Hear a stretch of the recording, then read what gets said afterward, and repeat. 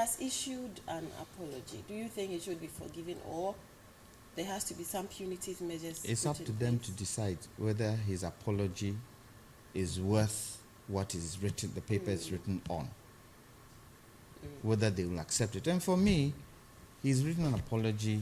We accept the apology. Let's move on. Why is it turning into something else? Yeah, sure. I don't understand it. It's a waste of time. Look, there are more serious things to talk about. Look at the taxes today. Yeah, we are going to be talking Please. about that. But before that, Philip, you wanted to say something before opinion. Well, I agree with opinion basically because the point is that, look, it seems as a country, particularly the media, somehow maybe misleading, or not misleading, but leading us sometimes to areas that are not really progressive. Issues of outbursts, issues of misbehavior by individuals in public life or in society, they are normal and everywhere in the world.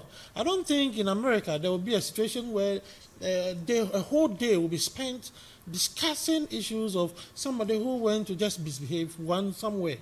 I mean, at the end of that discussion, how does that actually affect the economy in any way? And funny enough, we spend precious time. The time we're sitting here, probably a suggestion from this table might impact this economy. Right. But we may rather use it to discuss issues such as this. And that's why I wanted actually to divert rather from this issue and probably to see, the effect, the general behavior of, the way we, even workplace politics, basically, Right. the impact on productivity sometimes, even the impact on families.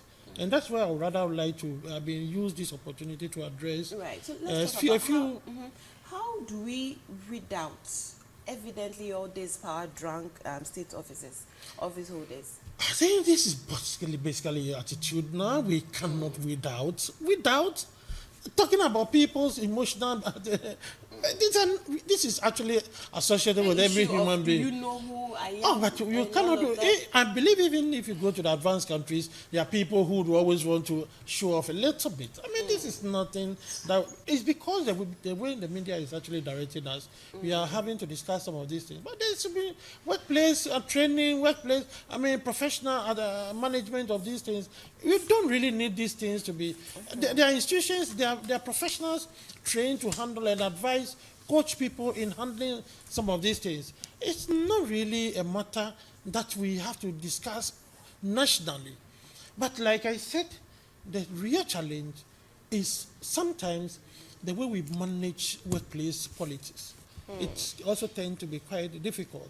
These days in most of the, particularly in the public sector, let me not even stretch it, but we have a whole lot of reasons, a whole lot of influences, some political, unnecessarily influencing people and then doing things that are not necessary. Look at what this man was doing, thinking that he's an NSS whatever boss. And because of his status, he feels that he has some power. Some of these things and the way they tend to, we just have to, douse them. It's not something good.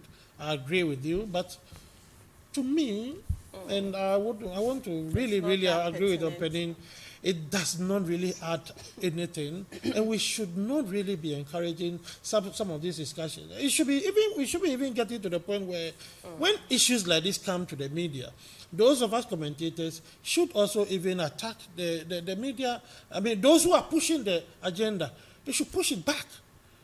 Otherwise, if we are not careful, there would always be something to talk about that would not really be helping this country. Let me ask the question. Right. Who appointed the NSS boss? Is it government? Most definitely. It's government. Right. So it wouldn't have gone through a normal channel of choosing somebody who has the right capacity. You see, if the president is choosing everybody Right. to handle these positions, this person might be a member of the party. Two, he feels the president has chosen him, so he has the power to show his power. I think this thing in the constitution that gives the president absolute power to choose everybody, we have to have a look at it. Right. Because people use it to cover so many things that they don't even deserve. And sometimes it's mediocrity. Sometimes it's mediocrity.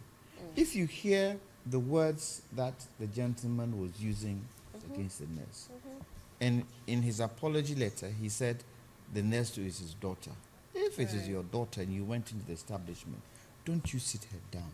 Madam, what happened? Right. What is the challenge? And advice. Maybe next time, don't do it this way, don't do that. What was the exchange of words for?